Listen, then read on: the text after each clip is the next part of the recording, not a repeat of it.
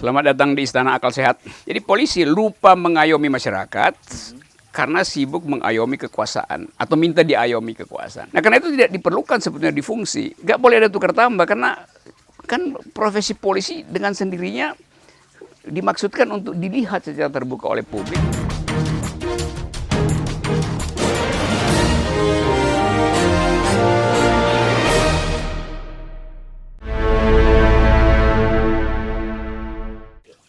Halo, apa kabar Anda? Kali ini edisinya spesial. Kalau selama ini kita nge-zoom karena ada semacam jarak antara narasumber dan kita mesti menjaga jarak, social distancing atau personal distancing. Kita akan sekarang langsung ketemu dengan Bung Rocky Gerung, dan seperti biasa ini adalah kerjasama dari Forum News Network dengan Rocky Gerung Official.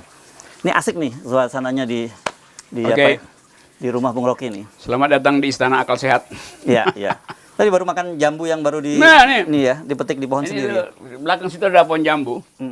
Dan ini jambu yang satu waktu mungkin akan kena pajak nih, dipajakin negara. Dia hitung bijinya berapa terus dipajakin. Tapi kelihatannya jambunya nggak dimakan kampret ya, baru bagus ya masih. Ya ini karena dijaga oleh pasukan, mungkin dijaga oleh pasukan benur.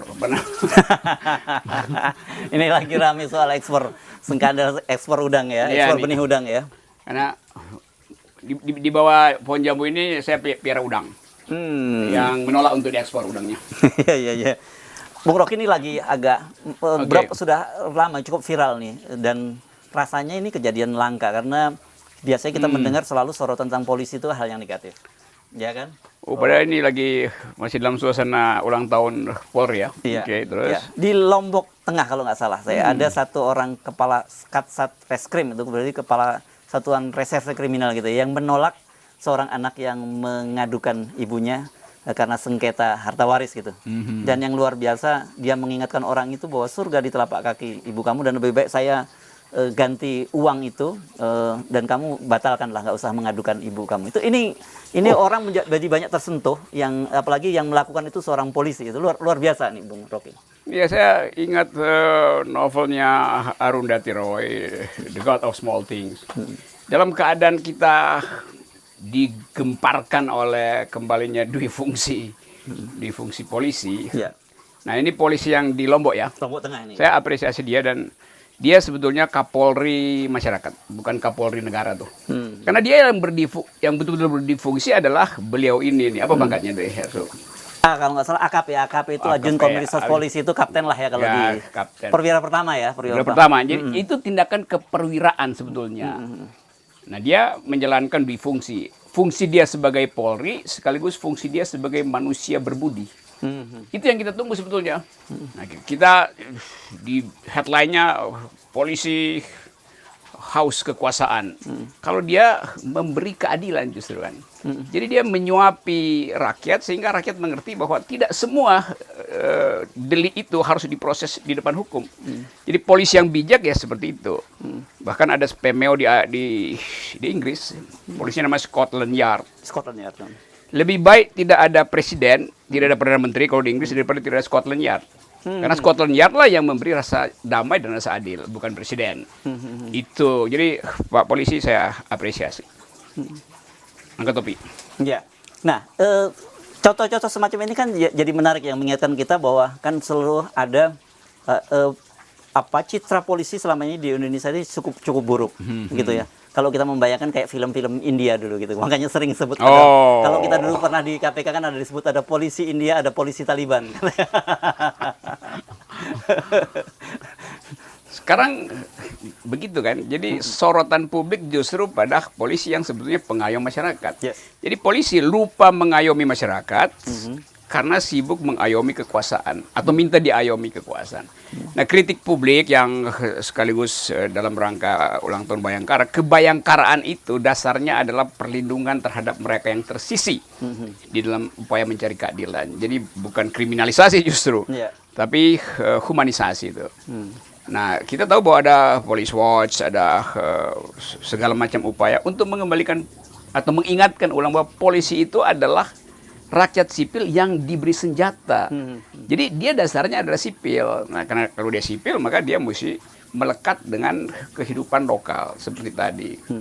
Nah, banyak polisi yang tentu karena ambisi mondar-mandir ke istana sehingga lupa bahwa di belakang rumah dia ada masyarakat yang meminta pertolongan dia karena dianiaya secara hukum, dikriminalisasi, diperlakukan tidak adil. Jadi saya kira masih banyak sebetulnya polisi yang punya pikiran semacam. Saya punya teman polisi di Merauke sana perbatasan dengan Papua Nugini yang menghidupkan warung-warung kecil di situ tuh.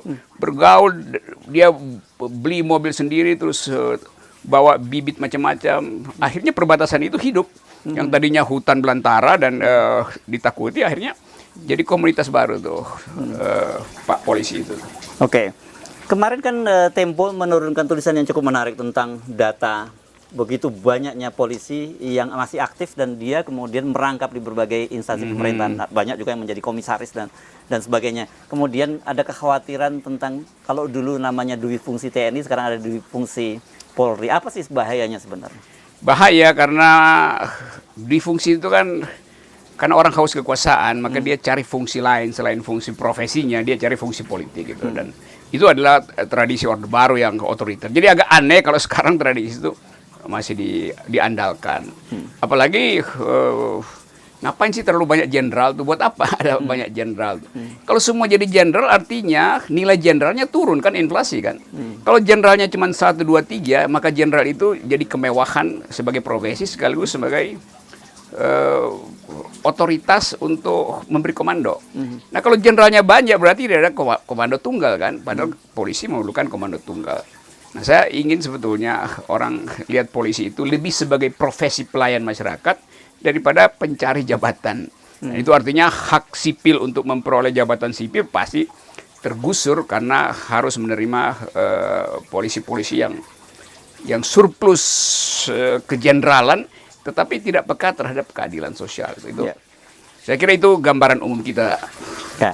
Kalau kita mengacu pada Orde Baru, Bung Rocky kan duit fungsi pada waktu itu kan sebenarnya semacam dalam tanda petik trade off antara TNI dengan kekuasaan. Dalam hal ini Pak Harto ya. Jadi artinya mereka diberi peran yang besar, kemudian loyalitas dan mereka membackup kekuasaan. Apakah Anda melihat juga ada kecenderungan semacam itu dengan duit fungsi sekarang ini? Pada waktu itu, Soeharto lagi berupaya untuk mengamankan trilogi pembangunan, yaitu stabilitas, pertumbuhan, dan baru pemerataan tuh. Lalu diubah lagi urutannya tuh. Nah sekarang yang diperlukan adalah pemerataan, karena secara demokrasi kita udah stabil, secara sistem. Nah karena itu tidak diperlukan sebetulnya difungsi. Jadi Presiden Jokowi mengundang ulang kecemasan publik melihat bahwa operasi polisi yang sebetulnya masih membawa legacy dari ABRI, karena ada kepangkatan di situ, masuk di dalam birokrasi. Jadi itu satu penyimpangan dari demokrasi justru ketika Indonesia sudah demokrasi. Nah itu juga akan di-watch oleh researcher internasional untuk mengatakan bahwa demokrasi Indonesia memburuk justru karena banyak polisi yang ada di dalam pusat-pusat pengambilan keputusan yang seharusnya bagian dari swasta tuh. Jadi nanti ada polisi jadi komisaris, terus tapi ini satu paket dengan compang-campingnya meritokrasi kita tuh. Kemarin saya baca ada hakim masih hakim ad hoc mungkin di mana Jakarta Utara yang jadi komisaris BUMN. Hakim. Oh, hakim ad hoc ya? Iya. Ya. Itu kan seluruh analisis atau pembenaran apapun itu nggak boleh karena hakim mengetahui peristiwa tuh. Jadi dia nggak boleh jadi komisaris. Begitu ada kasus masuk ke dia bisa moral hazard bisa dari dia keluar rumah pasti dia udah dibuntuti oleh mereka ingin menyogok dia karena dia bagian dari komisaris sekaligus dia punya pengetahuan tentang siapa yang punya record kriminal karena dia hakim. Jadi itu soalnya itu. Jadi pembagian kerja yang seharusnya distintif terbagi habis itu dicampur aduk karena mau nyogok. Jadi kekuasaan mau nyogok si hakim masuk sebagai komisaris. Oke.